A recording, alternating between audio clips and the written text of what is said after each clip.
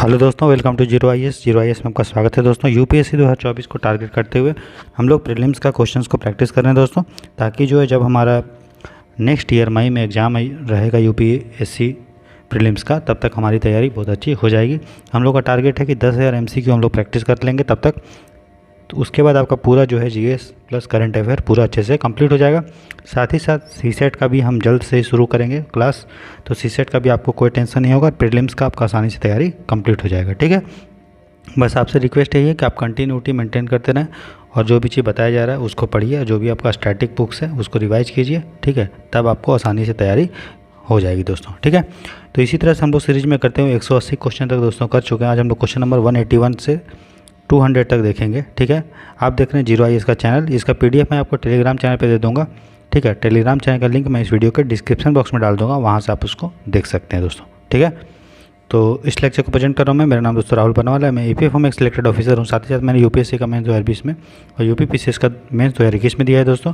ये मैं जब इंटरव्यू दे रहा था उस समय का ये फोटो है। ठीक है, तो चलिए बिना टाइम वेस्ट किए शुरू करते हैं क्वेश्चन नंबर 181 से। तो देखिए दोस्तों, ये हमारा इंग्लिश वाला PDF है। ठीक है, और इधर हमारा हिंदी वाला PDF है। ठीक है, तो आप देख सकते हैं जैसा कि हम लोगों ने 180 तक क्वेश्चन तक कर चुके थे। आज हम लोग क्वेश्चन 181 से देखेंगे। चलिए, आप साथ साथ क्वेश्चन भी पढ़ते जाइएगा, वैसे मैं पढ़ दूंगा, आप देखते रहिए ध्यान से और ध्यान से उसको सॉल्व करने का कोशिश कीजिए। देखिए, बोल for which of the following economic activities it is mandatory to consult the Gram Sabha under the PESA act.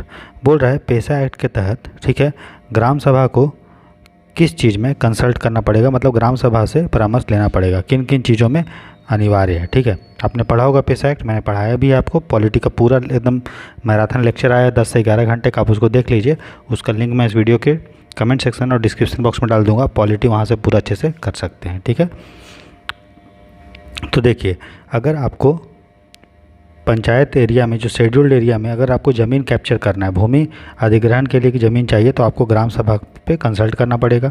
इसके अलावा जो शेड्यूल्ड एरिया होता है, ठीक है, वहाँ पे कोई भी खनिज अगर मिला है, कैसा खनिज, लघु खनिज, माइनर मिनरल्स। मिनरल दो टाइप का होता है, देखिए खनिज दो टाइप का होता है। ठीक है, एक होता है मेजर मिनरल, ठीक है, और एक होता है माइनर मिनरल। तो माइनर मिनरल जो होता है उस पर पावर होता है राज्य सरकार का, और मेजर मिनरल वो मिनरल होता है जिस पे कंट्रोल होता है केंद्र सरकार का। ठीक है, जैसे कोयला जो है वो मेजर मिनरल है, और जो मिट्टी है, जो बालू है, ठीक है, या छोटा मोटा पत्थर होता है, वो माइनर मिनरल होता है। तो अगर मान लीजिए कोई शेड्यूल्ड एरिया में माइनर मिनरल पाया गया, लघु खनिज पाया गया, तो वहाँ अगर हमको खनन के लिए माइनिंग का लाइसेंस देना है माइनिंग के लिए, तो उसके लिए ग्राम सभा से परामर्श करना पड़ेगा। तो ये भी सही है, ये भी सही है। ठीक है, इसके अलावा वहाँ अगर उस एरिया में, शेड्यूल्ड एरिया में अगर माइनर फॉरेस्ट प्रोड्यूस है, माइनर फॉरेस्ट प्रोड्यूस मतलब लघुगन वन उपज, तो जो भी फॉरेस्ट प्रोड्यूस है उसमें जो माइनर फॉरेस्ट प्रोड्यूस में आते हैं, जैसे शहद है, तेंदुपत्ता जो है, ठीक है, तो ये सब माइनर फॉरेस्ट प्रोड्यूस कहलाते हैं। तो उनका स्वामित्व देने के लिए, ओनरशिप देने के लिए भी किसको देना है, नहीं देना है, तो उसके लिए भी ग्राम सभा से परामर्श लेना पड़ेगा, रिकमेंडेशन लेना पड़ेगा। और ये कैसा रिकमेंडेशन, अनिवार्य मतलब लेना ही पड़ेगा। जब तक ग्राम सभा इसका परामर्श नहीं देगी तब तक जो है ये सारा चीज़ को नहीं किया जा सकता। ठीक है, इसीलिए जो सही उत्तर है, करेक्ट आंसर है 1, 2 एंड 3 है। समझ में आ गया आपको, क्लियर है। 181 का आंसर हो जाएगा डी। आगे देखते हैं क्वेश्चन नंबर 182। बोल रहा है which of the following are the compulsory provisions of part 9 of the constitution. संविधान के भाग 9 के अनिवार्य प्रावधान निम्नलिखित में से कौन से हैं। देखिए, आपको पता है संविधान का जो भाग 9 है, पार्ट 9 है, इसमें हम लोगों ने पंचायत राज सिस्टम को, पंचायती राज इंस्टीट्यूशंस को लाया था। ठीक है, पार्ट 9 में 73वां संविधान संशोधन करके। ठीक, तो उसमें बोला गया था कि कुछ चीज़ को अनिवार्य रूप से करना पड़ेगा और कुछ चीज़ को सरकार, मतलब राज्य सरकार पे छोड़ दिया गया था कि राज्य सरकार अगर चाहे तो ये कर सकती है। ठीक, तो क्या क्या अनिवार्य है, तो देखिए, अगर establishment of a state election commission for conducting elections to the panchayat, अगर इलेक्शन करवाना है, ठीक है, तो वो अनिवार्य चीज़ है। इसीलिए संविधान के अनुच्छेद नंबर, आर्टिकल नंबर 243 के में बोला गया है कि स्टेट इलेक्शन कमीशन अनिवार्य रूप से गठन करना ही करना है, तो इसीलिए ये होगा। उसके बाद बोल रहा है authorising the panchayat to levy, collect and appropriate taxes, duties and toll and fees, पंचायतों को उचित कर, पथकर और शुल्क आदि के आरोपण एवं संग्रहण हेतु प्राधिकृत करना। तो देखिए, पंचायत को कितना पावर होगा टैक्स लेने का, ड्यूटी लेने का, ये बोला गया है कि राज्य सरकार जो स्टेट गवर्नमेंट होगा वो डिसाइड करेगा। ठीक है, तो मतलब ये राज्य सरकार के इच्छा पे छोड़ दिया गया है कि पंचायत को कितना पावर देंगे टैक्स वैक्स कलेक्ट करने के लिए। इसीलिए अभी आप देखे होंगे कि पंचायत लोगों का भारत में के पास पंचायत लोगों के पास पैसा नहीं होता है। क्यों? क्योंकि टैक्स वैक्स कितना लेगा नहीं लेगा वो सब राज्य सरकार पे छोड़ दिया है कि राज्य सरकार कितना उसको पावर देगी टैक्स वैक्स से रिलेटेड। इसीलिए ये वाला अनिवार्य रूप से नहीं, अगर अनिवार्य रूप से होता तो ऑटोमेटिक इसको मिल जाता संविधान के द्वारा, लेकिन ये छोड़ दिया गया है राज्य सरकार पे, इसलिए दूसरा नहीं होगा। क्लियर? उसके बाद बोल रहा है constitution of state finance commission every 5 years, प्रत्येक 5 वर्ष में राज्य वित्त आयोग का गठन। तो देखिए, आपको पता है स्टेट फाइनेंस कमीशन जो है उसको बनाना एक अनिवार्य रूप से कहा गया है ना, वो बनाना ही बनाना पड़ेगा। ठीक है, तो ये भी हमारा होगा, इसीलिए हर 5 साल में जनरली जो है स्टेट फाइनेंस कमीशन राज्य वित्त आयोग बनता है। ठीक है, तो कौन सा करेक्ट आंसर है? देखिए, है तीनों चीज़ सही है, लेकिन बोल रहा है कंपलसरी करना ही करना पड़ेगा। तो स्टेट इलेक्शन कमीशन और स्टेट फाइनेंस कमीशन बनाना पड़ेगा। इसके अलावा 5 साल में जो इलेक्शन होता है वो करवाना पड़ेगा। ग्राम सभा जो बनता है वो बनाना पड़ेगा। SC ST को रिजर्वेशन देना पड़ेगा, महिला को रिजर्वेशन देना पड़ेगा, ये अनिवार्य है। लेकिन OBC को रिजर्वेशन देना पड़ेगा नहीं देना पड़ेगा वो छोड़ दिया गया राज्य सरकार पे, राज्य सरकार चाहेगा तो देगा, नहीं तो नहीं। क्लियर है? तो कौन सा अनिवार्य है कौन सा अनिवार्य नहीं है मैंने पढ़ाया आपको, एक बार वो लक्ष्मीकांत आप देख लीजिए, जो मैंने आपको 10 घंटे का लेक्चर पढ़ाया है जिसमें पूरा मैंने पॉलिटी पढ़ाया है दोस्तों। ठीक, तो चलिए, तो इसका जो आंसर हो जाएगा 1 और 3 होगा, 2 दूसरा ऑप्शन गलत है। ठीक है, चलिए, तो 182 हो गया हमारा। 183 देखते हैं। बोल रहा है which of the following limits the sovereignty of the Indian parliament, Bharat संसद की संप्रभुता निम्नलिखित में से किसके द्वारा सीमित होती है। सबसे पहले हमें जानना चाहिए कि संप्रभुता क्या होता है। सोवरेन, सोवरेन का मतलब ये होता है जिस पे कंट्रोल नहीं है, तभी सोवरेन बोलेंगे। जिस पे कोई कंट्रोल नहीं है उसको बोलते हैं सोवरेन। ठीक है, तो बोल रहा है कि कौन कौन सा चीज़ हमें बताना है, ये 4 चीज़ों में से कौन कौन सा चीज़ है जो बोलता है कि भारत का जो संसद है उसको कंट्रोल करता है, लिमिट करता है। ठीक है, तो पहला है हमारा written nature of the constitution. देखिए, हमारा संविधान लिखित है, इसीलिए अब जो चीज़ लिखित रहेगा उसको हम चेंज जनरली ज़्यादा तरह से नहीं कर सकते हैं। ठीक है, इसीलिए चूँकि भारत का संविधान लिख दिया गया है, रिटन है, इसीलिए इंडिया का पार्लियामेंट अपने मन से कुछ चीज़ ऐड नहीं कर सकती है। वो सब उसको जो भी करना पड़ेगा वो संविधान के दायरे में ही करना पड़ेगा। अगर संविधान लिखा नहीं होता तो भारत का पार्लियामेंट जो है संसद कोई भी कानून बना देती, लेकिन चूँकि संविधान लिखा है इसे जो भी कानून होगा वो भारत के संविधान के अंतर्गत होना चाहिए। ठीक है, इससे पहला हमारा होगा लिमिट कर रहा है पार्लियामेंट को। अगला है federal nature of government.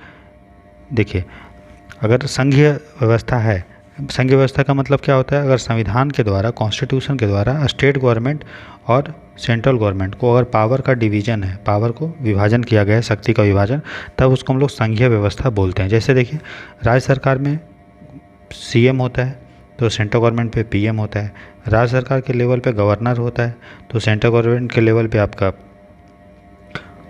President होता है। अगर यहाँ पे हाई कोर्ट है तो यहाँ पे क्या है, सुप्रीम कोर्ट है। यहाँ पे अगर आपका राज्य का विधानसभा, स्टेट लेजिस्लेटिव असेंबली है तो यहाँ पे क्या है, पार्लियामेंट है। तो आप देख रहे हैं कॉन्स्टिट्यूशन के द्वारा ही पावर सेंटर और स्टेट में डिवाइडेड है। इसी को क्या बोलते हैं दोस्तों, फेडरलिज्म बोलते हैं या संघवाद बोलते हैं। ठीक है, तो अगर संघीय व्यवस्था है मतलब राज्य सरकार को पावर है, और राज्य सरकार को पावर है तो मतलब पार्लियामेंट को पावर कम है, विधान मतलब पार्लियामेंट का पावर लिमिटेड है, संप्रभुता कम है, सोवरेनिटी कम हो रहा है, तो ये भी होगा। फिर बोल रहा है system of judicial review. Judicial review का मतलब क्या होता है, न्यायिक समीक्षा का मतलब कि अगर पार्लियामेंट ने कोई भी कानून बनाया, ठीक है, तो वो कानून सही है कि या नहीं है, संविधान के दायरे में है या नहीं है, मौलिक अधिकार का, फंडामेंटल राइट का हनन कर रहा है नहीं कर रहा है, तो उसको देखने के लिए सुप्रीम कोर्ट और हाई कोर्ट जो है आर्टिकल 32 के तहत सुप्रीम कोर्ट और आर्टिकल 226 के तहत हाई कोर्ट जुडिशियल रिव्यू करती है। ठीक है, तो ये भी होगा, तो इससे पता चलेगा कि पार्लियामेंट जो भी बनाएगा वो संविधान के दायरे में होना चाहिए, मतलब उसको सोवरेन पूरा नहीं है, संप्रभुता नहीं है। अगला है डायरेक्टिव प्रिंसिपल व स्टेट पॉलिसी, राज्य के नीति निर्देशक तत्व। देखिए, जो राज्य के नीति निर्देशक तत्व है ये कि हमारा पता है पार्ट जो आपका 4, ठीक है, पार्ट जो 4 है दोस्तों, उसमें हमारा क्या है, DPSP है, राज्य के नीति निर्देशक तत्व है। ठीक है, जो बोला गया है कि राज्य केंद्र सरकार अगर चाहे तो ये चीज़ बना सकती है, मतलब पार्लियामेंट को ये पावर दे रहा है कि आप ये चीज़ करो।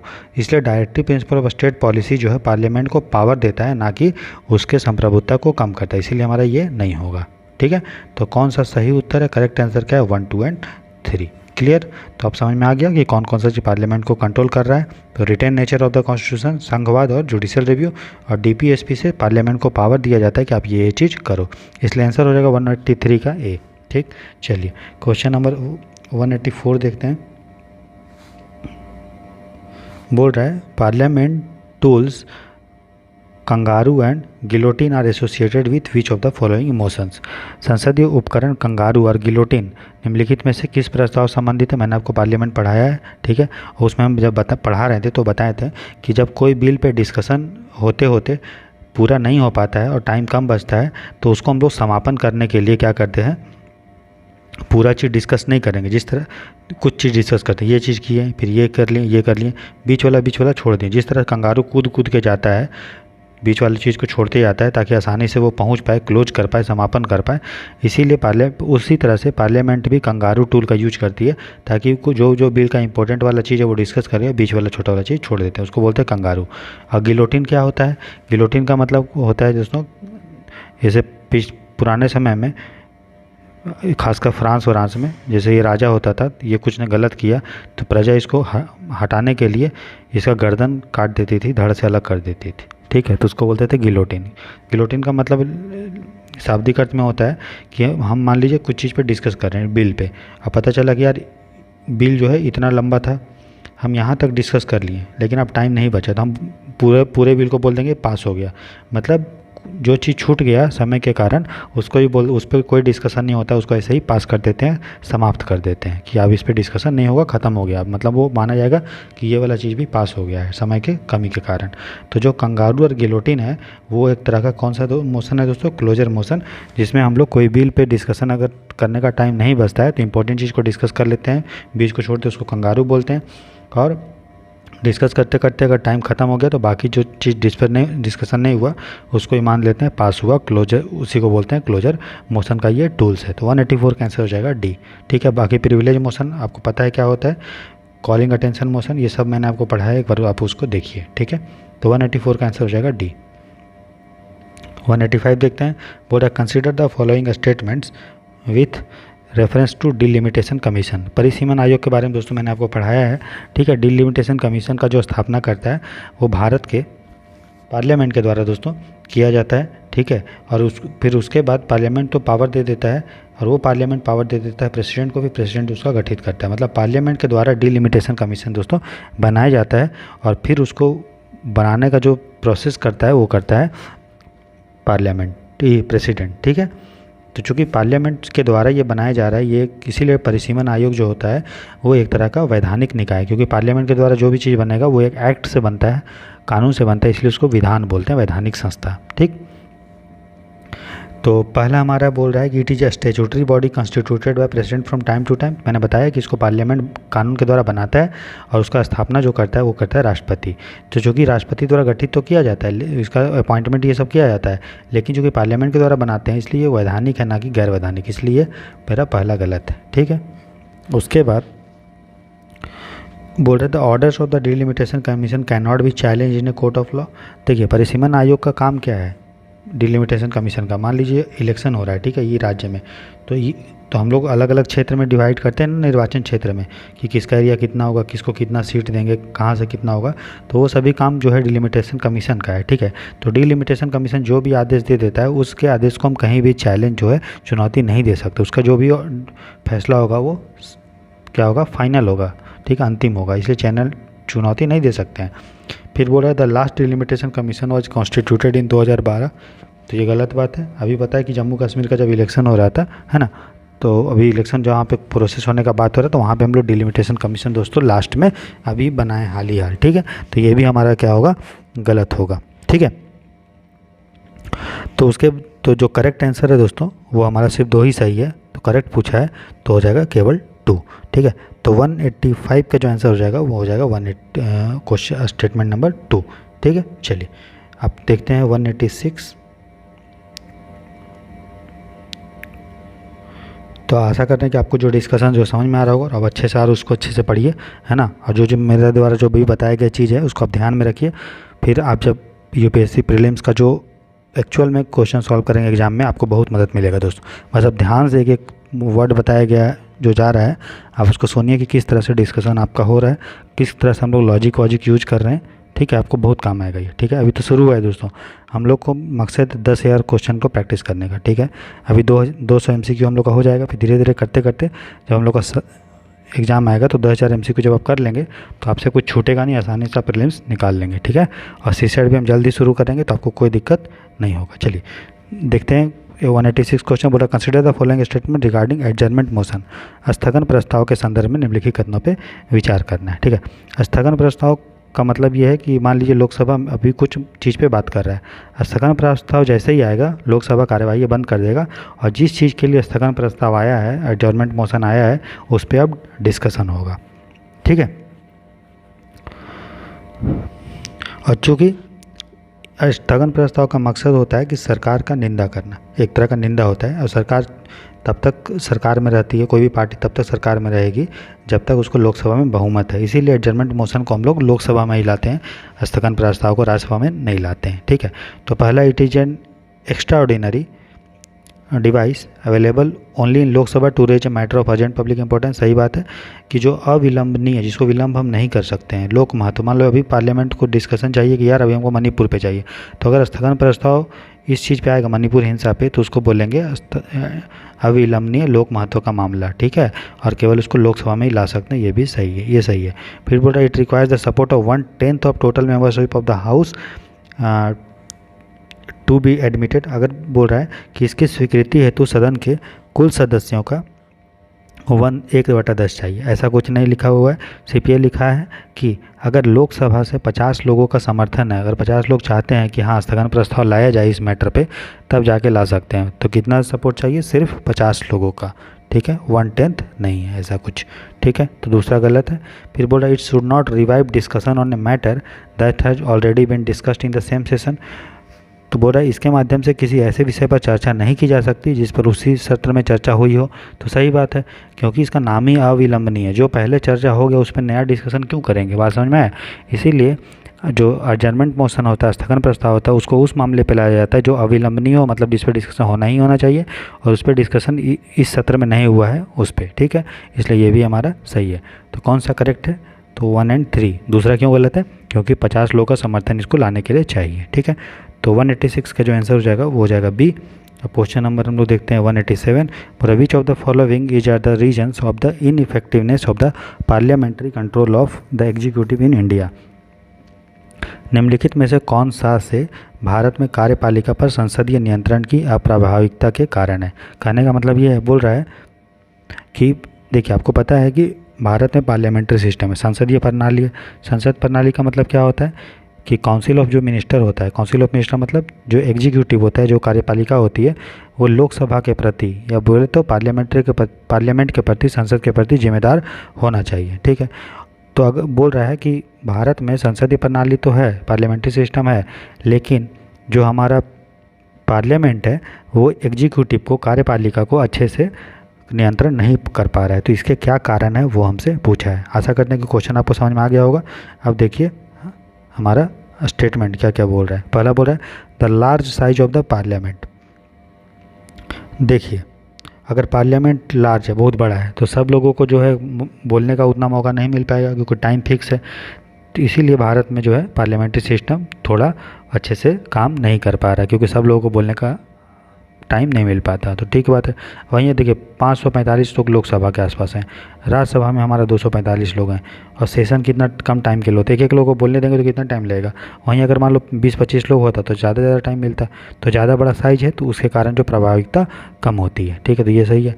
बोला increase in the delegated legislation, प्रत्यायोजित विधायन में अभिवृद्धि। प्रत्यायोजित विधायन मतलब समझते हैं, देखिए लेजिस्लेशन जो विधायिका की शक्ति है, जो पावर क्या है, विधायिका का क्या पावर है, लेजिस्लेचर का कानून बनाना, क्या काम है इसका, कानून बनाना, ठीक है, लॉ बनाना, ठीक है। लेकिन मान लीजिए अगर कानून बनाने का पावर ये किसी को डेलीगेट कर देता है, किसी को दे देता है तो उसको हम लोग बोलते हैं डेलीगेटेड लेजिस्लेशन। जैसे मान लीजिए अभी क्या होता है कि पार्लियामेंट जो है एक कोई कानून बना दिया, जैसे मान लीजिए बना दिया मोटर व्हीकल एक्ट, ठीक है, मोटर व्हीकल एक्ट बना दिया है ना। अब एक बड़ा कानून बना दिया और इस कानून के लिए छोटा मोटा जो रूल्स बनाना है, ट्रैफिक रूल्स, वो कौन बनाता है? वो बनाता है एग्जीक्यूटिव, ठीक है। तो अगर रूल्स बना रहा है एग्जीक्यूटिव तो क्या होगा कि रूल्स वो अपने हिसाब से बनाएगा। तो रूल्स एग्जीक्यूटिव बना रहा है और उसको लागू भी एग्जीक्यूटिव कर रहा है, कार्यपालिका कर रहा है।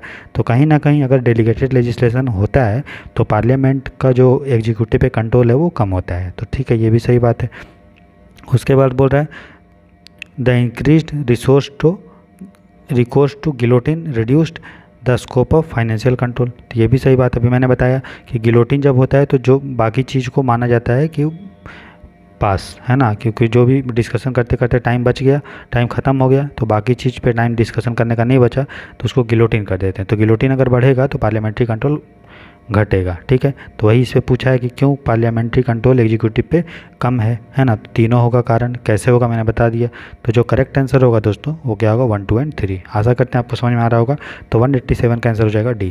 क्वेश्चन नंबर 188 देखते हैं। बोल रहा है कि which of the following components form में part of the union budget. Union budget का कौन कौन सा भाग है, ठीक है। तो पहला है देखिए estimates of revenue and capital receipt. आपको पता है यूनियन बजट में 2 पार्ट होता है, एक होता है राजस्व जो डे टू डे के लिए होता है, और एक होता है पूंजीगत कैपिटल जिसमें हम लोग एसेट एंड लायबिलिटी चेंज होता है ना। तो ये तो होता ही है। फिर बोल रहा है ways and means advance to raise the revenue. सरकार किस तरह से अपना पैसा कमाएगी, टैक्स वैक्स कितना लेगी, क्या लेगी, कैसे लेगी, सब चीज़ बताता है। तो ये भी होगा। इकोनॉमिक सर्वे, देखिए इकोनॉमिक सर्वे बजट का पार्ट नहीं है, ठीक है। बजट जो है आर्टिकल नंबर 112 में लिखा गया है बजट के बारे में, ठीक है, जिसको एनुअल फाइनेंशियल स्टेटमेंट बोला गया है, बजट नहीं बोला गया है, ठीक है। लेकिन बजट और हम लोग आम बोलचाल की भाषा में बजट बोलते हैं। तो बजट में कहीं भी इकोनॉमिक सर्वे का उल्लेख नहीं है। इकोनॉमिक सर्वे एक प्रथा बन चुका है कि बजट के एक दिन पहले इकोनॉमिक सर्वे आता है, तो देखिए जो बजट का पार्ट नहीं है। एस्टिमेट्स ऑफ एक्सपेंडिचर, सही बात है। अलग अलग जो सरकार का मंत्री होता है, अलग अलग स्कीम के लिए कितना पैसा एस्टिमेटेड होता है, खर्चा होता है, उसको हम लोग एप्रोप्रिएशन बिल बना के दिखाते हैं। तो आपको पता है बजट का 2-3 पार्ट होता है। एप्रोप्रिएशन बिल जिसमें पैसा कितना खर्च होगा वो बताता है, एक बताता है फाइनेंस बिल कहाँ कहाँ से पैसा आएगा वो, ठीक है। तो ये जो है 1, 2, 4 जो होगा, ठीक है दोस्तों, 1, 2 एंड 4 हमारा आंसर हो जाएगा, क्योंकि तीसरा इकोनॉमिक सर्वे बजट का पार्ट नहीं। आशा करते हैं समझ में आ रहा होगा। तो 1, 2 एंड 4, ठीक है, समझ में आया। चलिए, तो 188 का आंसर हो जाएगा बी। क्वेश्चन नंबर 189 देखते हैं। बोल रहा है consider the following statements with reference to an election petition. चुनाव याचिका के संदर्भ में निम्नलिखित कथनों पे हमें विचार करना है। पहला बोल रहा है an election petition alleging malpractices during the election can be filed only by another candidate and not by an इलेक्टर।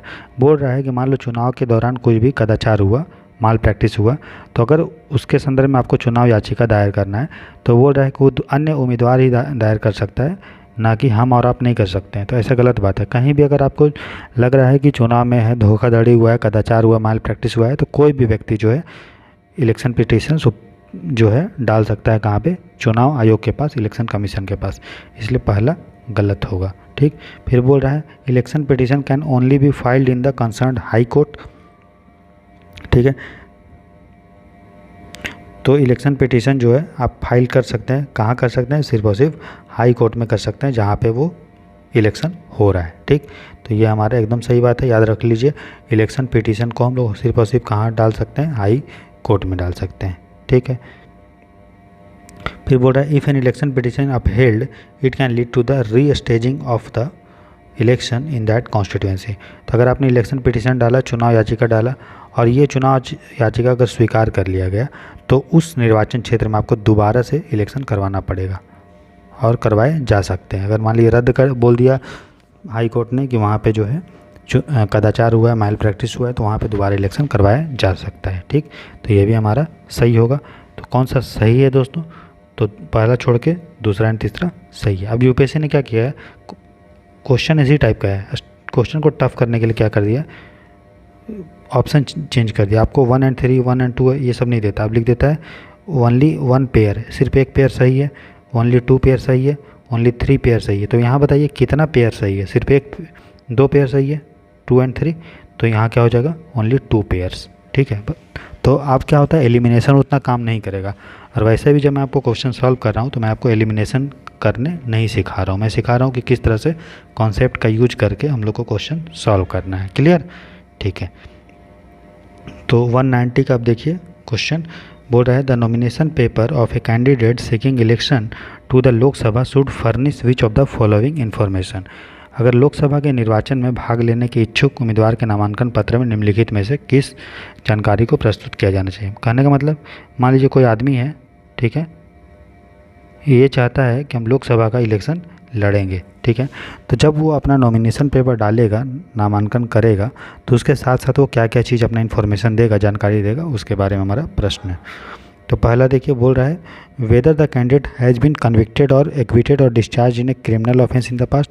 अगर पास्ट में कोई मुकदमा में उसको दोषी ठहराया गया हो या आरोप या मुक्त कर दिया गया हो, तब उसको देना पड़ेगा कि हाँ मेरे पे इतना केस था, यहाँ भी हम छूटे हैं, ये सब। उसके बाद उसकी जो पति पत्नी है उसका जो संपत्ति और उसका जो आश्रित है उसका संपत्ति देना पड़ता है, ठीक है, और ताकि साथ आपको एजुकेशनल क्वालिफिकेशन देना पड़ता है। इसीलिए कभी कभी होता है कि पूछा जाता है कि, इसलिए कभी कभी अब डाउट होता है कि मोदी जी का बताइए क्वालिफिकेशन, स्मृति ईरानी का बताइए, क्यों बोलो पूछता है, क्योंकि एजुकेशनल क्वालिफिकेशन लिखना पड़ता है। ठीक है, तो करेक्ट आंसर क्या होगा दोस्तों, 1, 2 and 3। आशा करते हैं आपको समझ में आ रहा होगा। तो 190 का होगा डी। तो अगर कोई इलेक्शन अगर लड़ना चाहता है लोकसभा का, तो सब बताना पड़ेगा कितना संपत्ति है, शिक्षक का क्या क्वालिफिकेशन है मेरा, ठीक है, साथ ही साथ मेरे पे कोई केस वेस है या नहीं है, ये सारे चीज़। तो 190 का आंसर हो जाएगा डी। क्वेश्चन नंबर 191 देखते हैं। बोल रहा है कि which of the following are the sources of revenue for municipal bodies. जो नगर पालिका है उसका राजस्व का क्या क्या सोर्स है, मतलब कहाँ कहाँ से वो पैसा लाता है। ठीक है, तो वो रहा प्रोफेशनल टैक्स। ठीक है, तो जो प्रोफेशनल टैक्स मतलब कोई व्यक्ति अगर कुछ काम वाम कर रहा है म्यूनसिपल एरिया में, मतलब कोई आदमी है वो इस म्यूनसिपाल्टी का यहाँ से इस एरिया के अंदर आता है, तो प्रोफेशनल टैक्स उससे लिया जा सकता है। कोई नया नया पुल बन रहा है तो उस पर टोल टैक्स भी ले सकती है ये। ठीक है, एजुकेशन सेस लग सकती है। ठीक है, और वाटर चार्ज मतलब जो आपके पानी का कनेक्शन देती है, पानी का फैसिलिटी देती है वो। तो ये सारे चीज़ पे जो है आपका म्यूनसिपल बॉडी जो है पैसा ले सकती है। ठीक है, यहाँ पे एक चीज़ है सेस। तो सेस मतलब क्या होता है दोस्तों, सेस मतलब ऐसा चीज़ होता है, ऐसा टैक्स के ऊपर जो टैक्स लगता है उसको हम लोग बोलते हैं सेस। ठीक है, और ये किसी स्पेशल पर्पस के लिए लिया जाता है। ठीक है, जैसे कि एजुकेशन सेस, मतलब इस सेस का पैसा सिर्फ और सिर्फ एजुकेशन में ही लगाएंगे, उसको बोलते हैं एजुकेशन सेस। उसी तरह रोड सेस होता है, उसका पैसा रोड में लगाएंगे। ठीक है, तो इसलिए 191 का आंसर हो जाएगा डी। क्लियर? तो म्यूनसिपल बॉडी को इन सारे चीज़ों से पैसा मिलता है। ठीक है, अब क्वेश्चन नंबर 192 देखिए। बोल रहा है with reference to the election machinery in India consider the following statement. चुनाव मशीनरी के संदर्भ में बोल रहा है, एक तरफ है अधिकारी और एक तरफ है उसका कार्य। ठीक है, बोल रहा है द रिटर्निंग ऑफिसर कौन होता है, बोल रहा है supervises the election work at the state level. Next बोल रहा है the chief electoral officer conduct election at constituency level. और फिर बोल रहा है the electoral registration officer prepares electoral rolls for a parliamentary या असेंबली कॉन्स्टिट्यूएंसी। ठीक है, तो देखिए सबसे पहले रिटर्निंग ऑफिसर। ठीक है, रिटर्निंग ऑफिसर क्या काम करता है दोस्तों, तो जो भी पार्लियामेंट्री कॉन्स्टिट्यूएंसी होती है वहाँ पे वो इलेक्शन करवाना उसका मेन काम है। ठीक है, क्या काम उसका काम है इलेक्शन कराना। तो रिटर्निंग ऑफिसर क्या काम करता है, कॉन्स्टिट्यूएंसी लेवल पे इलेक्शन करवाता है। ठीक है, जो चीफ इलेक्टोरल ऑफिसर होता है, ठीक है, वो पूरे राज्य में एक होता है। ठीक है, उसका काम ये है कि राज्य के स्तर पे जो भी इलेक्शन हो रहा है उसका क्या करना, सुपरवाइज करना, पर्यवेक्षण करना। तो चीफ इलेक्टोरल ऑफिसर क्या काम करेगा, राज्य स्तर पर जो चुनाव रहेगा उसका पर्यवेक्षण करेगा, सुपरवाइज करेगा। ठीक है, ये पहला दूसरा गलत है मेरा। फिर बोल रहा है द इलेक्टोरल रजिस्ट्रेशन ऑफिसर क्या करता है, इसका काम है कि एक संसदीय विधानसभा क्षेत्र के लिए निर्वाचक नामावली तैयार करना, कि उस एरिया में कौन कौन सा वोटर है, क्या उसका का प्रोसेस है, सब चीज़ वो करता है। उसका नाम है इलेक्टोरल रजिस्ट्रेशन ऑफिसर। तो ये सही मैच है, बाकी 1 और 2 गलत मैच है, इसलिए आंसर सही हो जाएगा बी। ठीक है, तो रिटर्निंग ऑफिसर का काम है कि निर्वाचन क्षेत्र में इलेक्शन कराना, और मुख्य निर्वाचन अधिकारी जो चीफ इलेक्टोरल ऑफिसर है वो पूरे राज्य में एक होता है, वो पूरा राज्य में इलेक्शन को देखरेख करता है। और इलेक्टोरल रजिस्ट्रेशन ऑफिसर क्या करता है, जो भी निर्वाचन क्षेत्र है वहाँ पे इलेक्टोरल जो रोल्स होता है, ठीक है, मतलब कौन कौन सा व्यक्ति कौन कौन सा पार्टी है वहाँ पे, वो सारा चीज़, ठीक है। तो जो 192 का आंसर हो जाएगा बी। क्वेश्चन नंबर 193 देखते हैं। बोल रहा है who of the following have the right to participate and speak in the proceedings of the either house of Indian parliament. भारतीय संसद के किसी भी सदन की कार्यवाही में भाग लेने और बोलने का अधिकार निम्नलिखित में से किसे प्राप्त है, ठीक है। तो देखिए, जो भी मान लीजिए लोकसभा का कोई भी सांसद है, वो राज्यसभा में बोल सकता है क्या? नहीं बोल सकता है। लेकिन मंत्री बोल सकता है, हाँ मंत्री बोल सकता है, ठीक है। उसी तरह एक अटर्नी जनरल होता है। अटर्नी जनरल जो महान्यायवादी होता है, जिसका नियुक्ति जो है भारत के संविधान के अनुच्छेद नंबर 78 है या 76 है, इनके तहत जो होता है, ठीक है। अच्छा, तो minister who are not members of either house, ठीक है। तो कोई भी मंत्री, मान लीजिए लोकसभा का मंत्री है तो वो राज्यसभा में बोल सकता है। कोई मंत्री अगर लोकसभा से है तो राज्यसभा में बोल सकता है। कोई अगर राज्यसभा से उसकी सदस्यता है कोई मंत्री का, तो वो लोकसभा में बोल सकता है। तो मंत्री कहीं भी बोल सकता है। साथ ही साथ अटर्नी जनरल भी कहीं भी बोल सकता है। अच्छा, एक और दो में अंतर ये है कि ये बोल सकता है मिनिस्टर कहीं भी, लेकिन वोट वहीं से कर सकता है जहाँ पे वो सदस्य है। कोई मंत्री अगर लोकसभा का सदस्य है तो बोल सकता है राज्यसभा में, लेकिन अगर बिल पे या किसी चीज़ पे वोटिंग करेगा तो वो वहीं से करेगा जहाँ का सदस्य है। अटर्नी जनरल ना तो लोकसभा का सदस्य होता है ना तो राज्यसभा का सदस्य होता है, इसीलिए वो उसको बोलने का तो आज़ादी है लेकिन वोटिंग करने का आज़ादी नहीं है। लेकिन यहाँ पे मैं पूछ रहा है बोलने का आज़ादी, ठीक है। तो इसीलिए एक और दो होगा। पूरा nominated member of the Rajya Sabha, तो राज्यसभा का जो सदस्य है, किसी भी सदन का जो सदस्य है, अगर मंत्री नहीं है तो सिर्फ वहीं पे बोल पाएगा और कहीं नहीं बोल पाता। लेकिन इसमें पूछा है आइदर हाउस, मतलब किसी भी, तो किसी में भी राज्यसभा वाला क्यों बोलेगा? चीफ इलेक्शन कमिश्नर नहीं बोलता है, इसको अधिकार कहीं बोलने का नहीं है। तो सिर्फ आंसर हो जाएगा एक और दो, मंत्री और अटर्नी जनरल। महान्यायवादी दोनों सदन में बोल सकता है, मंत्री वोट भी कर सकता है, महान्यायवादी वोट नहीं कर सकता है, ठीक। तो 193 का आंसर हो जाएगा हमारा ए। क्वेश्चन नंबर 194 देखते हैं। बोल रहा है consider the following statement with reference to elections. चुनाव के संदर्भ में निम्नलिखित कथनों पे हमें विचार करना है, ठीक है। बोल रहा है a candidate can not contest from more than 2 parliamentary और assembly constituency eight a general election. तो बोल रहा है कि अगर आम चुनाव में कोई प्रत्याशी 2 या 2 से अधिक में नहीं लड़ सकता है, ठीक है। तो ये सही बात है, एक साथ एक व्यक्ति 2 ही एरिया से लड़ सकता है। जिस तरह राहुल गांधी 2 एरिया से लड़े थे, ठीक है, एक साउथ से और एक कहीं अमेठी से पता नहीं कहाँ से, साउथ में जीत गए थे केरल में, लेकिन यहाँ से हार गए थे, ठीक है। तो ये हो जाएगा। फिर बोला in case of A death of A contesting candidates before the actual polling the elections for the constituency is cancelled, ठीक है। कहने का मतलब बोल रहा है कि मान लीजिए 2 व्यक्ति हैं इस एरिया से खड़े हुए हैं, इनमें से अगर एक व्यक्ति मर जाएगा तो क्या जो इसका जो इलेक्शन होगा वो कैंसिल कर देंगे क्या? नहीं करेंगे, इलेक्शन जैस का तस होगा। समझ में आया? बात समझ में आया? वहीं अगर मान लीजिए कोई व्यक्ति है, ये चुन के आया और मर गया, तब यहाँ पे हम लोग बाई इलेक्शन करवाते हैं। क्या कराते हैं? बाई इलेक्शन, ठीक है। लेकिन अभी चुनाव जो कि हुआ नहीं है और चुनाव लड़ने वाला मर गया, तो मरने से उसके कुछ नहीं होगा। वहीं अगर वो चुन के आता तब मरता तो चुनाव दोबारा से वहाँ पे होगा, जिसको बाई इलेक्शन कहते हैं। इसलिए दूसरा हमारा गलत है। फिर बोल रहा है a person who is convicted for the offence of insulting the national flag is disqualified to test in the election to the parliament and the state legislature.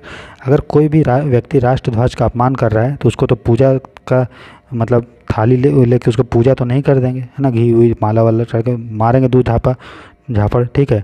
तो वैसा व्यक्ति जो अपने झंडे का सम्मान नहीं करता तो उसको भी भैया चुनाव लड़ने का भी कोई अधिकार नहीं है, वो डिस्क्वालीफाई घोषित करेगा, ठीक है। और होना भी चाहिए, एकदम सही बात है, ठीक है। लॉजिक भी यही बोलता है। तो आंसर जो होना चाहिए 1 और 3। तो कौन सा सही है दोस्तों? 1 और 3, ठीक है। तो 194 का आंसर हो जाएगा सी। क्वेश्चन नंबर 195 देखते हैं। बोल रहा विच of the following promote cooperative federalism in India. Cooperative federalism का मतलब ये होता है सहकारी संघवाद। सहकारी का मतलब क्या होता है? जहाँ पे राज्य सरकार और सेंट्रल गवर्नमेंट और स्टेट गवर्नमेंट दोनों कोऑपरेट करता है, उसको बोलते हैं कोऑपरेटिव फेडरलिज्म। जहाँ भी राज्य सरकार केंद्र सरकार एक मंच पे एक साथ आएगा, बातचीत करेगा, उसको बोलते हैं कोऑपरेटिव फेडरलिज्म। तो बोल रहा है इंटर स्टेट काउंसिल, अंतर्राज्य परिषद। तो देखिए जो अंतर्राज्य जो परिषद होता है दोस्तों, वो बनाया गया था सरकारिया जो आयोग था उसके सिफारिश पे, ठीक है। फिर हम लोगों ने संविधान में चेंज करके जो है आर्टिकल 262 है शायद के तहत जो है इंटर स्टेट काउंसिल जो है बनाया था। 262 है या 263 है, उसके तहत बनाए थे, है ना।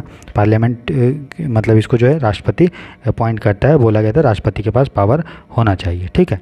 इसका जो हेड होता है वो प्राइम मिनिस्टर होता है, और बाकी सभी राज्य के जो सीएम होते हैं इसके सदस्य होते हैं, ठीक। तो 1 होगा, क्योंकि दोनों मिलते हैं, बात करते हैं, और भले ही इनका जो बातचीत का जो भी फैसला होगा वो बाइंडिंग या बाध्यकारी नहीं होता है, फिर भी चूंकि बातचीत कर रहे हैं तो कोऑपरेटिव फेडरलिज्म सरकारी संघवाद को बढ़ावा मिल रहा है।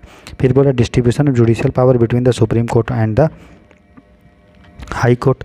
देखिए, जो जुडिशियल पावर जो दिया गया है सुप्रीम कोर्ट और हाई कोर्ट में, तो आपको पता है भारत में जो है वो कैसा जुडिशरी सिस्टम है, इंटीग्रेटेड है।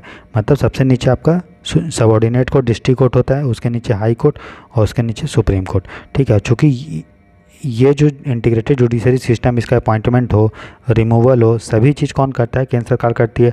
इसीलिए सुप्रीम कोर्ट और हाई कोर्ट का होना, ठीक है, भारत में सिंगल सिस्टम है ना, एक कोर्ट है, उससे कोऑपरेटिव फेडरलिज्म स्ट्रांग नहीं होता है बल्कि कमज़ोर होता है। क्योंकि वहीं अगर हम अमेरिका की बात करें तो अमेरिका में जो है फेडरल कोर्ट भी है, ठीक है, और राज्यों का अपना अपना कोर्ट भी है। लेकिन इंडिया में ऐसा नहीं है, राज्यों का भले अपना अपना कोर्ट है लेकिन राज्य सरकार को कोर्ट पे कोई पावर नहीं है, जो भी पावर है सेंट्रल गवर्नमेंट को है। इसीलिए सुप्रीम कोर्ट या हाई कोर्ट का होना भारत में कोऑपरेटिव फेडरलिज्म को प्रमोट नहीं करता है, ठीक है। दूसरा नहीं होगा, बोल रहा presence of Rajya Sabha in the parliament, तो सही बात है, राज्यसभा का काम ही है कि वो अपने राज्यों का, हर राज्य जो है अपने एमएलए को भेजती है ना, इलेक्शन के थ्रू, है ना, तो वो राज्य का प्रतिनिधि करता है, ठीक है। तो राज्यसभा का होने से कोऑपरेटिव फेडरलिज्म को प्रमोट मिलता है। तो आंसर होगा जो दोस्तों 1 और 3, ठीक है। हाई कोर्ट सुप्रीम कोर्ट होने से कोऑपरेटिव फेडरलिज्म कमज़ोर होता है। 195 का आंसर हो जाएगा ए। क्वेश्चन नंबर 196 देखते हैं, बोला consider the following statement regarding the parliamentary privileges in India. मैंने आपको पढ़ाया है पार्लियामेंट के चैप्टर में पार्लियामेंट्री प्रिविलेजेज, देखिए पूरा 10 घंटे का वीडियो है जिसमें पूरा मैंने लक्ष्मीकांत पढ़ाया है आपको अच्छे से, ठीक है। तो बोल रहा है there are no provisions for parliamentary privileges in the Indian constitution. ऐसा तो बात नहीं होगा भैया, पार्लियामेंट चूँकि देखिए पार्लियामेंट काम कर रहा है तो पार्लियामेंट के जो भी सदस्य हैं, ठीक है, चाहे वो पार्लियामेंट जो संस्था है उसको तो विशेषाधिकार मिलता है ना। तभी आप देखे होंगे कि जो भी एमपी सांसद जो भी कोई बोलता है पार्लियामेंट में, उसको हम लोग अरेस्ट नहीं कर सकते हैं, है ना, क्योंकि उसको विशेषाधिकार मिला गया है, ठीक है। तो नो प्रोविजंस बोल रहा है, ये हमारा गलत है। फिर बोल रहा है parliamentary privileges are enjoyed collectively and not individually by the parliamentarians, ये भी गलत बात है। जो संसदीय विशेषाधिकार होता है, पार्लियामेंट्री प्रिविलेजेस होता है, वो 2 टाइप का होता है। एक होता है इंडिविजुअल के बेसिस पे, ठीक है, व्यक्तिगत मतलब एमपी और एमएलए को जो मिलेगा व्यक्ति को मिलेगा, ठीक है। और दूसरा एक होता है सामूहिक मतलब एक ग्रुप को मिलता है, ग्रुप का मतलब पार्लियामेंट पूरा संस्था को जो मिलेगा, ठीक है। जैसे पार्लियामेंट, कोई भी व्यक्ति जो है पार्लियामेंट को गाली नहीं दे सकता है, तो चूँकि ये व्यक्ति को नहीं मिला है, ये कितना मिला है, पूरे संसद को मिला है, इसलिए उसको कलेक्टिव बोलते हैं। तो जो विशेषाधिकार है दोनों तरह का कवर करता है, चाहे वो व्यक्तिगत इंडिविजुअल हो या कलेक्टिव हो, सामूहिक हो, इसलिए हमारा ये भी गलत है, ठीक, क्योंकि इसमें बोल रहा है इंडिविजुअल को नहीं कवर करता है। तो कौन सा गलत है, हमें गलत पहचाना है, नॉट करेक्ट, तो दोनों गलत है, आंसर इसलिए हो जाएगा सी। तो आपको ध्यान से पढ़ना है कि क्या पूछा है, पूछ रहा है नॉट करेक्ट मतलब गलत कौन है, तो दोनों गलत है, तो सी होगा। तो 196 का आंसर हो जाएगा सी। 197 देखते हैं, बोल रहा है which of the following may act as a president when a vacancy occurs in the office of president. मतलब अगर राष्ट्रपति का पद रिक्त हो जाएगा तो कौन व्यक्ति जो है आपका राष्ट्रपति बन सकता है। तो मैंने बताया था आपको प्रेसिडेंट के नीचे कौन होता है, मतलब अगर हायरार्की देखेंगे, ठीक है, तो प्रेसिडेंट के नीचे हो गया वाइस प्रेसिडेंट, तो प्रेसिडेंट नहीं रहा तो वाइस प्रेसिडेंट बन जाएगा। वाइस प्रेसिडेंट के नीचे चीफ जस्टिस ऑफ इंडिया, तो ये नहीं, वाइस प्रेसिडेंट नहीं रहा तो ये बन जाएगा, ठीक है। तो प्रेसिडेंट तक का ऑफिस खाली हुआ तो वाइस प्रेसिडेंट बनेगा, वाइस प्रेसिडेंट नहीं रहा तो चीफ जस्टिस ऑफ इंडिया भी बन सकता है, ठीक है, लेकिन और कोई नहीं बन सकता है, ठीक है। इसके अलावा अगर चीफ जस्टिस ऑफ इंडिया भी नहीं रहा तो सुप्रीम कोर्ट का जो सीनियर मोस्ट जज होगा वो बनेगा। तो ये होगा, यहाँ बोल रहा है उच्च न्यायालय का नहीं, उच्चतम न्यायालय का। अगर यहीं पे अगर लिखा होता supreme court, senior most chief justice of supreme court होता तब सही होता, मतलब या तो वाइस प्रेसिडेंट प्रेसिडेंट बन सकता है, या सुप्रीम कोर्ट का चीफ जस्टिस बन सकता है, मुख्य न्यायाधीश। और मुख्य न्यायाधीश भी नहीं रहा तो सुप्रीम कोर्ट का जो सबसे वरिष्ठतम मुख्य न्यायाधीश होगा वो होगा, ना कि हाई कोर्ट वाला। इसलिए ये भी गलत है, तीसरा चौथा भी। तो करेक्ट आंसर क्या है? सिर्फ 1 और 2। तो 197 का आंसर हो जाएगा ए। अब देखते हैं हम लोग 198। ठीक है, बोल रहा है consider the following statement regarding the state legislative council. राज्य विधान परिषद के संदर्भ में निम्नलिखित कथनों पे हमें विचार करना है। ठीक है, बोल रहा है the constitution of India has fixed the maximum and minimum strength of the state legislative council. ठीक है, तो सही बात है, जो राज्य का विधान परिषद है उसमें कितने सदस्य होंगे और कितने मिनिमम होंगे, मैक्सिमम होंगे, ये सब फिक्स है। बोला गया है कि मैक्सिमम जो स्ट्रेंथ होगा, ठीक है, मैक्सिमम जो स्ट्रेंथ होगा वो होगा 1/3। तो 1/3 किसका? स्टेट लेजिस्लेटिव असेंबली का। तो राज्य के विधान परिषद में मैक्सिमम कितने लोग होंगे? तो उस राज्य में जो विधानसभा होगा ना, स्टेट लेजिस्लेटिव असेंबली, उसमें जितने भी लोग होंगे उसका 1/3 सदस्य राज्य विधान परिषद में मैक्सिमम होंगे। ठीक है, मतलब मान लो कि कोई विधानसभा में, स्टेट लेजिस्लेटिव असेंबली में 240 सीट है और वहाँ पे आपका विधान परिषद भी है, तो विधान परिषद में मैक्सिमम कितने होंगे? इसका 1/3, तो 80 सीट होगा मैक्सिमम, ये संविधान में लिखा है। और मिनिमम कितना बोला है? तो मिनिमम 40। तो बोला है कि स्टेट लेजिस्लेटिव काउंसिल में संविधान के द्वारा कितने सदस्य बोला गया है मैक्सिमम? स्टेट लेजिस्लेटिव असेंबली उस राज्य का, उसका 1/3 और मिनिमम 40। तो ये हमारा सही होगा, क्योंकि भारत का संविधान द्वारा किसी राज्य विधान परिषद के सदस्यों की अधिकतम और न्यूनतम संख्या निर्धारित की गई है। ठीक है, फिर बोल रहा है the actual strength of the council is fixed by the state legislative assembly. जब भैया फिक्स कर दिया है आपका ये संविधान, तो ये क्यों फिक्स करेगा? राज्य का विधान परिषद, विधानसभा थोड़ी फिक्स करेगा कितना स्ट्रेंथ होगा, बस ये बोल दिया गया संविधान में कि कितना होगा। ठीक है, तो एक्चुअल स्ट्रेंथ फिक्स करता है पार्लियामेंट। जैसे देखिए, मान लीजिए 80 सीट मैक्सिमम होना चाहिए। अगर हम देखें, अगर किसी स्टेट लेजिस्लेटिव असेंबली में 240 सीट है तो मिनिमम होगा 40 और मैक्सिमम होगा 80। अब उसमें कितना होगा? इसके बीच में होना चाहिए उस विधान, तो 65 भी हो सकता है, 70 भी हो सकता है, 75 भी हो सकता है, कितना होगा? तो वो बोला गया है कि वो पार्लियामेंट डिसाइड करेगी। कॉन्स्टिट्यूशन सिर्फ ये बोल दिया है कि मिनिमम और मैक्सिमम कितना होगा, बाकी एक्चुअल में कितना होगा वो डिसाइड करेगी संसद, पार्लियामेंट, ना कि उस राज्य का विधानसभा। ठीक है, तो ये गलत होगा। फिर बोल रहे हैं majority of the members of the council are indirectly elected. तो सही बात है, स्टेट लेजिस्लेटिव काउंसिल के जो 5/6 सदस्य होते हैं, ठीक है, 5/6 उनका इनडायरेक्ट इलेक्शन होता है। ठीक है, और जो 1/6 होते हैं उसको गवर्नर नॉमिनेट करता है। तो मतलब जितने भी सदस्य होंगे विधान परिषद में, उसका 5/6 लोगों का इलेक्शन होगा। और इलेक्शन कैसा होगा? इनडायरेक्ट इलेक्शन मैंने बताया था, जहाँ पे पब्लिक डायरेक्टली नहीं चुनता है, ठीक है, उसको बोलते हैं इनडायरेक्ट इलेक्शन। फिर से मैं बता देता हूँ, अप्रत्यक्ष चुनाव मतलब होता है इनडायरेक्ट इलेक्शन। मतलब मान लीजिए ये व्यक्ति है, ठीक है, तो मैं पब्लिक ये है, पब्लिक ने इसको चुना और फिर ये अगर किसी को चुन रहा है तो इसको बोलते हैं इनडायरेक्ट, अप्रत्यक्ष चुनाव। पब्लिक अगर डायरेक्ट इसको चुन रहा है, इसको, तो इसको हम लोग डायरेक्ट इलेक्शन बोलते हैं। लेकिन चूंकि ये इसका अगर चुनाव का बात करेंगे तो पब्लिक ने इसको चुना और इसने इसको चुना, तो ये वाला हो गया इनडायरेक्ट इलेक्शन। और पब्लिक ने डायरेक्ट अगर इसको चुना तो इसको बोलते हैं डायरेक्ट इलेक्शन और इसको क्या बोलेंगे? Indirect election. ठीक है, तो जो स्टेट लेजिस्लेटिव काउंसिल होता है उसमें जो इलेक्शन होता है वो इनडायरेक्ट होता है। पब्लिक डायरेक्ट नहीं चुनता है, पब्लिक किसी को चुनता है फिर वो किसी और को चुनता है। ठीक है, तो 5/6 लोगों का इनडायरेक्ट इलेक्शन होता है, बाकी जो 1/6 बचे हैं टोटल में से उसको गवर्नर नॉमिनेट करता है। ठीक, तो ये हमारा सही होगा, क्योंकि अधिकांश लोग 5/6 लोग का इनडायरेक्ट इलेक्शन होता है। सही बात, तो जो आंसर सही होगा वो होगा 1 और 3। ठीक है, समझ में आया? तो 1 और 3 था ना सही, ये और ही सही था, दूसरा गलत था, क्योंकि कितना सदस्य होगा वो निर्धारण करेगा पार्लियामेंट, ना कि विधानसभा। सिर्फ ये बोल दिया गया है कॉन्स्टिट्यूशन के द्वारा कि मैक्सिमम मिनिमम कितना होगा। नेक्स्ट देखते हैं 199, but with reference to the institutions of Lok Adalat in India consider the following statement. Lok Adalat के संदर्भ में हमारा प्रश्न है दोस्तों। ठीक है, बोला it has been given statutory status under the legal service authority act. मैंने आपको लोक अदालत के बारे में पढ़ाया था। ठीक है, तो लीगल सर्विस अथॉरिटी एक्ट, ठीक है, लीगल सर्विस अथॉरिटी एक्ट 1987 के तहत भारत में लोक अदालत बना। ठीक है, 3 संस्था बना था, national legal service authority NALSA, ठीक है, स्टेट लीगल सर्विस अथॉरिटी और लोक अदालत, ये 3 चीज़ बना था इस कानून के द्वारा, इसीलिए ये स्टैट्यूटरी बॉडी है। सही बात है। नेक्स्ट बोल रहा है a Lok Adalat can be organised by both Supreme Court as well as High Court. तो सही बात है, लोक अदालत को सुप्रीम कोर्ट, हाई कोर्ट दोनों में से कोई भी ऑर्गेनाइज कर सकता है। Every award made by the Lok Adalat shall be final and binding on all the parties to the dispute. ये भी सही बात है, लोक अदालत जो भी फैसला देगी उसका फैसला अंतिम होगा और वो दोनों पक्ष पे बाध्यकारी होगा। ठीक है, और उसको हम लोग चैलेंज नहीं कर सकते हैं। ठीक है, तो उस फैसले को हम अलग से किसी और मुकदमा करके कर सकते हैं, लेकिन वो फैसले के थ्रू हम उसको चैलेंज नहीं कर सकते हैं। ठीक है, तो कौन सा सही है?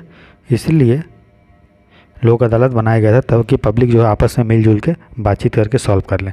चूँकि बातचीत करके मैटर सॉल्व हो रहा है, इसीलिए इसका जो आदेश होता है वो फाइनल और बाइंडिंग होता है। ठीक है, तो 199 कैंसिल हो जाएगा, डी। आज का लास्ट क्वेश्चन देखते हैं, क्वेश्चन नंबर 200। ठीक है, बोल रहा है which of the following best describes the term point of order. ठीक है, तो औचित्य प्रश्न। देखिए, पॉइंट ऑर्डर का सीधा सा मतलब ये है कि पार्लियामेंट में, ठीक है, अगर सदन का कार्यवाही कानूनी रूप मतलब एक नॉर्मल तरीक़ा से रूल्स रेगुलेशन के अनुसार नहीं हो रहा है तो कोई भी सदस्य जो है पॉइंट ऑफ ऑर्डर लाने के लिए बोल सकता है कि किस ऑर्डर में आपको कार्रवाई क्यों ऐसा कर रहे हैं। ठीक है, से मान लीजिए सबसे पहले होना चाहिए क्या, क्वेश्चन आवर, फिर हुआ 0 आवर, फिर ये ऐसे हुआ। तो लेकिन मान लीजिए शुरू में 0 आवर हो गया, फिर बाद में प्रश्नकाल लास्ट में हुआ, तो ये ऑर्डर को फॉलो नहीं किया ना। तो इसीलिए चूँकि